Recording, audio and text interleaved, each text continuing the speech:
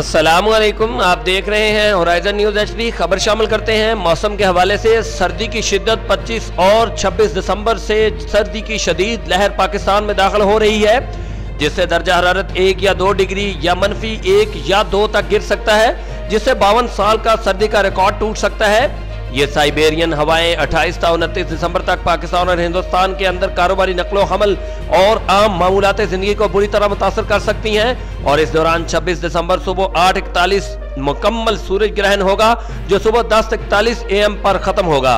ये 20 साल में बदतरीन सूरज ग्रहण होगा, जिससे चमकता दिन सुर्ख अंधेरे में बदल जाएगा और दर्जा हरारत मजीद गिरने का खदशा है। गर्म इलाकों में बसने वाले लोग इतनी बड़ी मौसमियाती तब्दीलियों से नाआशना होने की वजह से इसका शिकार हो सकते हैं। रिपोर्ट अब्दुल शुक्र Sidhu, divisional bureau chief Bahawalpur, horizon news HD।